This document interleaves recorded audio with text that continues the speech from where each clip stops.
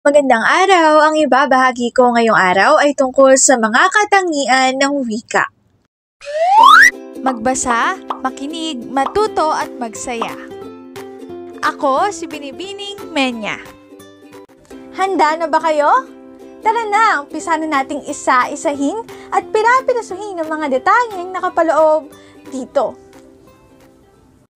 Maaari kong ibigay ang soft copy ng video na ito, mag-email ka lamang o kaya naman ay mag-message sa aking Facebook page. Ilalagay ko ang aking email sa gitnang bahagi ng video at ang Facebook page naman ay sa huling bahagi matatagpuan. Maraming salamat sa panonood! Katulad ng binanggit ko kanina, ang ibabahagi ko ngayong araw ay tungkol sa mga katangian ng wika. Ang wika ay maraming katangian na nagpapakita kung paano ito ginagamit at bakit ito mahalaga sa komunikasyon. Narito ang mga katangiang aking ibabahagi ngayong araw. Una, masistemang balangkas. Ikalawa, arbitraryo. Ikatlo, ginagamit. Ikaapat, nakabatay sa kultura. Panlima, dinamiko. Pang-anim, kalikasan ng tunog. Pampito, may kakayahang lumikha. Pangwalo, may level o antas. Pangsyam, pantao. At pangsampu ay komunikatibo.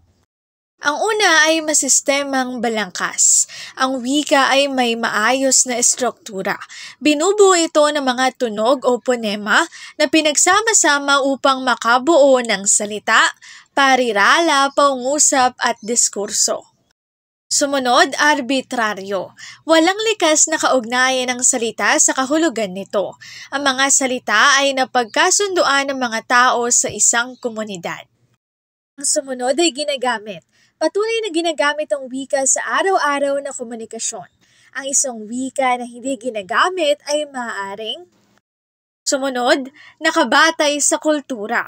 Ipinapakita ng wika ang kultura, paniniwala at kaugalian ng isang lipunan. Sumunod, dinamiko. Patuloy itong nagbabago. May mga bagong salitang nalilikha at may mga lumang salitang nawawala o nagkakaroon ng bagong kahulugan. Sumunod, kalikasan ng tunog. Ang wika ay binubuo ng mga tunog na may kahulugan kapag pinagsama-sama. Sumunod, may kakayahang lumikha. Sa pamamagitan ng wika, makalilikha ng bagong ideya, kuwento o panitikan. Sumunod, may level o antas. May iba't ibang anyo ng wika gaya ng formal, pambansa at pampanitikan at di formal bilang lalawiganin, kolokyal at balbal. Ang sumunod naman ay pantao. Tanging tao lamang ang may kakayahang gumamit ng wika sa masalimuot at malikhaing paraan.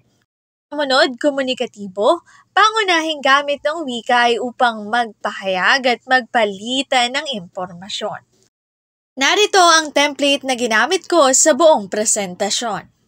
Dito na nagtatapos ang aking pagbabahagi. Sana ay marami kayong natutuhan. Muli magbasa, makinig, matuto at magsaya.